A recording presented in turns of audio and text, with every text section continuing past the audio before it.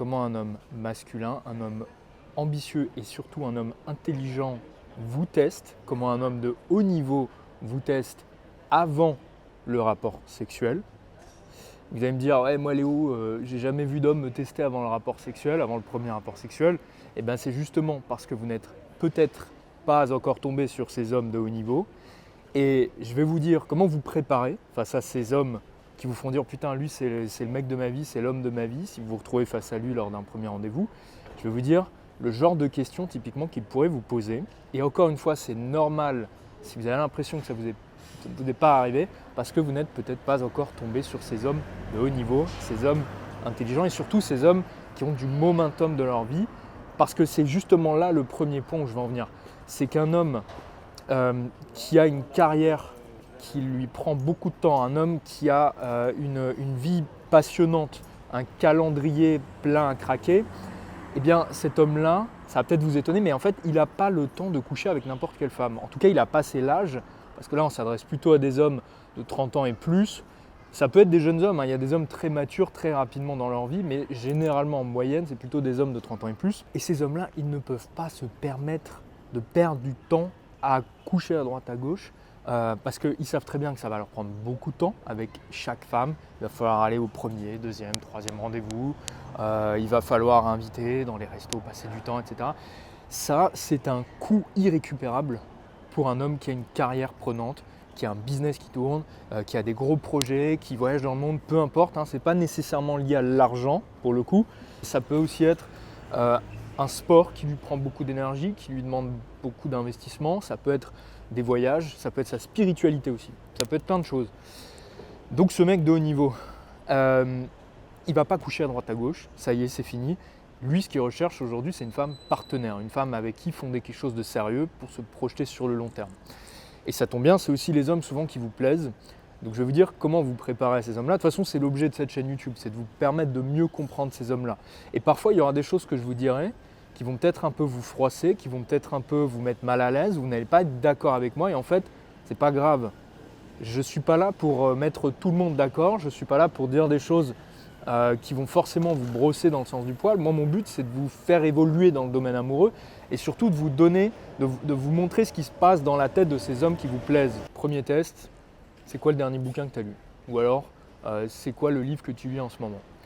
La question, elle est très simple en fait. Elle vise à savoir, est-ce que je vais me faire chier avec cette femme si jamais on fait un resto ensemble, si jamais on est en couple ensemble et que je me retrouve face à elle lors d'un restaurant, est-ce que ça va être un face-à-face angoissant parce qu'on n'a rien à se dire?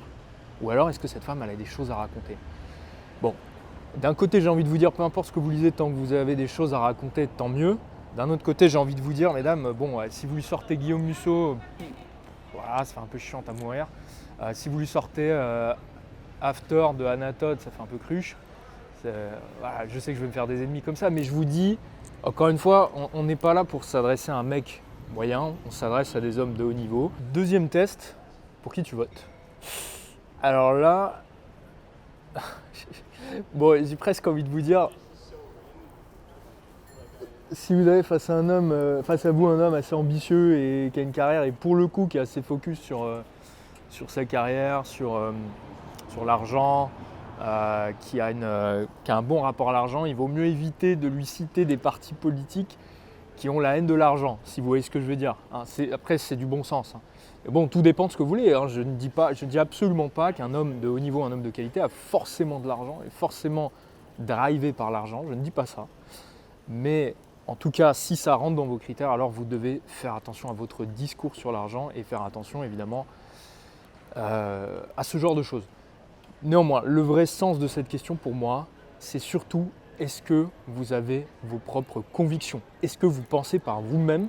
Ou alors est-ce que vous êtes un perroquet qui répétait ce que vous avez entendu dans les médias? Voilà, est-ce que vous avez vos propres convictions?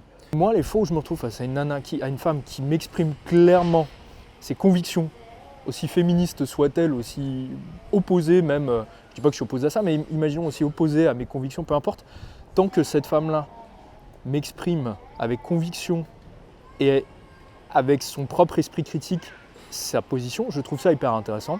Et j'ai beaucoup plus de respect pour ça plutôt que pour une femme qui va me sortir un truc chiant, ennuyant, que j'ai l'habitude d'entendre, qui répète les mêmes poncifs, etc. Troisième question, comment tu te trouves physiquement. Alors, ça ne sera peut-être pas formulé exactement comme ça, mais l'idée est de savoir déjà quel est votre niveau d'humilité. Alors souvent, moi ce que j'ai remarqué, c'est que les filles, j'ai rarement vu des filles arrogantes sur leur physique lors des premiers rendez-vous. C'est peut-être quelque chose qu'elles dissimulent plutôt bien, et tant mieux, parce que l'arrogance, ça ne plaît pas toujours, surtout sur le physique. Mais l'inverse est valable également, c'est-à-dire que la fausse humilité, c'est chiant. Quand on a une femme belle face à nous, et qu'elle fait sa langue de bois en disant oui alors ça va, je suis pas trop moche, mais je suis pas trop belle. Quand on sent que c'est vraiment de la fausse humilité, ça c'est chiant. Après il y a des femmes qui sont belles et qui se trouvent pas très jolies, ça existe, c'est quand même beaucoup plus rare, mais il y en a aussi, c'est vrai. Mais l'idée est d'évaluer est-ce que vous allez être désagréable et arrogante, comment vous vous trouvez aussi. Je pense qu'il y a il y a beaucoup d'hommes qui veulent tout simplement, qui sont curieux, qui veulent savoir aussi comment vous vous trouvez tout simplement. Comment vous vous trouvez et est-ce que l'image que vous avez de vous, elle correspond à l'image qu'il a de vous. Et alors attention, parce que là le piège, je vous dis c'est pas une question piège, mais le piège serait de lui délivrer vos complexes. Surtout ne pas faire ça, évidemment, ne lui dites pas si vous ne vous trouvez pas belle, il ne faut pas lui dire que vous ne vous trouvez pas belle. Et surtout, il ne faut pas lui pointer du doigt vos complexes. Mais ça, généralement, vous le savez, mais je vous le rappelle quand même. Parce que le problème, c'est que si vous lui parlez d'un complexe, 99% il ne l'aura même pas vu avant ça.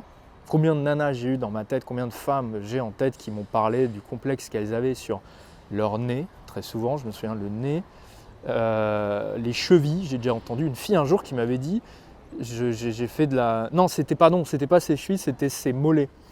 Elle me disait qu'elle avait fait de la danse classique, super, génial. Et puis après, d'un coup, elle enchaîne, oui, je sais, j'ai des gros mollets. Je me dis, mais putain, j'avais jamais vu ça, mais arrête. Et du coup, après, quand on marchait, j'arrêtais pas de mater ses mollets. Et j'ai commencé à développer une fixette sur ces mollets. Donc il ne faut pas parler de vos complexes. Et surtout pas au début des rendez-vous. Dernier test dont j'aimerais parler dans cette vidéo, ce n'est pas une liste exhaustive bien sûr. Vous nous direz dans les commentaires d'ailleurs ce que vous avez déjà vécu avec des hommes de haut niveau. Et donc ces hommes-là, ils vont également se renseigner un petit peu subtilement sur votre vie amoureuse, sur les ex avec qui vous avez été. Et alors là, il y a plein de choses qui peuvent être évaluées, mais la première chose, je pense, c'est de savoir si vous êtes encore amoureuse de votre ex. Il n'y a rien de pire, évidemment, pour n'importe qui, homme ou femme d'ailleurs, que de s'engager dans une relation avec une personne qui est encore amoureuse de son ex. Et ça, c'est typiquement le genre de choses qu'on peut évaluer très tôt lors des premiers rendez-vous pour s'éviter de s'engager dans une relation qui ne mènera à rien. Donc ça, c'est l'une des premières choses qu'il va regarder. Et il va regarder aussi, il va écouter comment vous parlez de votre ex ou de vos ex. Alors il y a un mot-clé, et ça ne va pas vous plaire, mais il y a un mot-clé qu'il faut bannir de votre vocabulaire, c'est le mot-clé pervers narcissique. Quand vous dites ça, c'est pas sérieux. Pour beaucoup d'hommes aujourd'hui, et je parle principalement des hommes intelligents de haut niveau, ce mot-clé-là, il n'est pas sérieux. Il est pas sérieux. Je vous expliquerai d'ailleurs pourquoi dans d'autres vidéos, mais principalement pour une raison, parce que mettez-vous à la place, encore une fois, d'un homme qui a une carrière, qui a des responsabilités, qui s'engage dans sa vie sur certains domaines. Là, vous êtes en train de rejeter la responsabilité.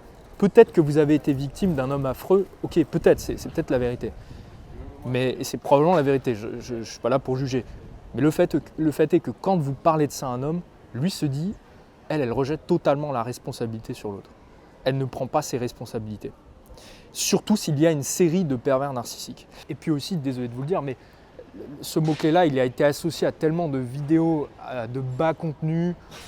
C'est l'astrologie du 21e siècle aujourd'hui, le pervers narcissique. Je vous ferai une vidéo là-dessus, mais beaucoup d'hommes ont cette vision-là et ça ne fait pas sérieux quand vous parlez de ça. Donc, essayez d'éviter ce mot-clé si vous ne voulez pas vous décrédibiliser rapidement dès les premiers rendez-vous face à un homme de qualité, face à un homme qui a des responsabilités dans sa vie et qui pourrait potentiellement être un homme partenaire pour vous.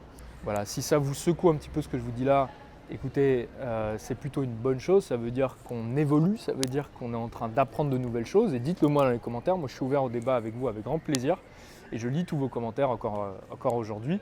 Et je vous invite à aller voir un lien que je vous ai mis en description où je vous explique par email comment rendre un homme amoureux.